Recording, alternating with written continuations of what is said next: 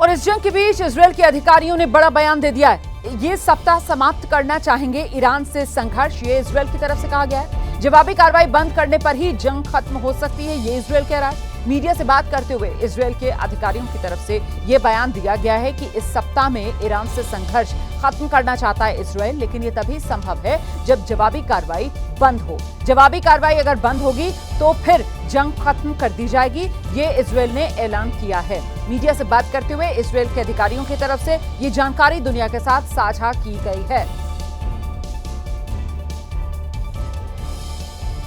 और इस बीच ईरान के हमले की तस्वीर हैरान कर रही है। बड़ी से बड़ी बिल्डिंग्स खंडहर बन चुकी हैं। तस्वीरें बता रही हैं कि ईरान विध्वंसक हमले कर रहा है और खबर यह भी है कि ईरान ने इजरायल पर मिसाइल्स के साथ साथ ड्रोन से भी अटैक तेज कर दिए।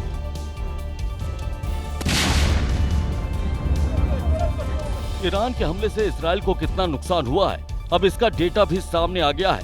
राहत बचाव कार्य में जुटी इजरायल राहत सेवा के अधिकारियों ने बताया कि ईरान के हमले से इजरायल में कम से कम 24 लोग मारे गए हैं, जबकि सैकड़ों लोग घायल हुए हैं। ईरान के हमले से इजरायल में सैन्य और घरेलू इंफ्रास्ट्रक्चर को बड़ा नुकसान पहुंचा है। वहीं जंग के बीच ईरानी सेना के प्रवक्ता ने बड़ा दावा किया।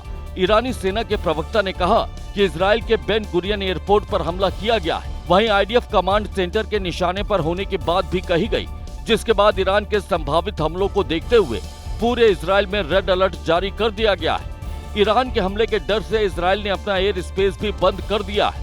उधर हाइफा शहर पर ईरान ने हमले बढ़ा दिए हैं। हाइफा में ईरान ने मिसाइल अटैक किए, जिसमें कम से कम 10 लोग घायल हो गए। ईरान के हमले के बाद इजरायल में कई बिल्डिंग धमाके के साथ तबाह हो गई।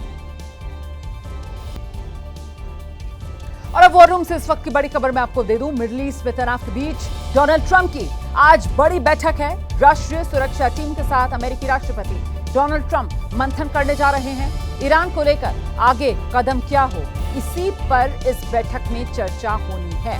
ईरान के न्यूक्लियर साइट्स को भारी नुकसान हो चुका है।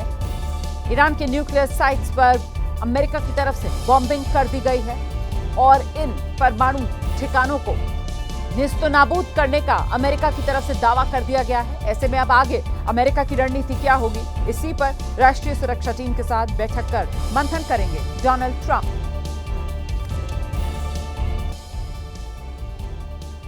उधर इजरायल के हमले पर ईरान ने भी पलटवार किया है। ईरान ने इजरायल का हर्मीज ड्रोन गिरा दिया है, उसकी तस्वीरें भी सामने आ गई हैं।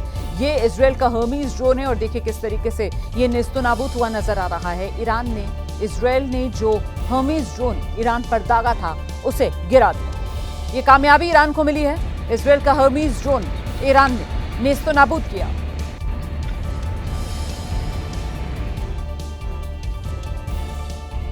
अमेरिका ने पूरी दुनिया को चौंकाते हुए ईरान पर हमला बोला और अब ट्रंप प्रशासन के इस फैसले के बाद दो तरह के प्रदर्शन की तस्वीरें सामने आई। पहली तस्वीर इजराइल के तेल अवीव से सामने आई, जहां ट्रंप की तस्वीर लगाकर लिखा गया थैंक यू मिस्टर प्रेसिडेंट। ये तस्वीर बताती है कि इजराइल के लोग ट्रंप के फैसले से कितने खुश हैं। इससे पहले बेंजामिन नेतन्याहू ने भी ट्रंप की सराहना की थी।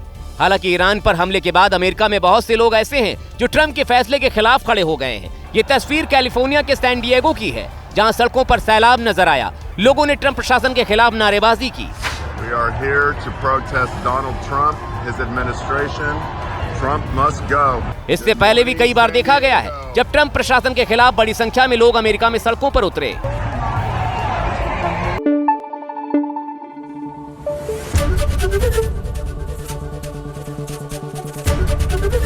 एबीपी न्यूज आपको रखे आगे।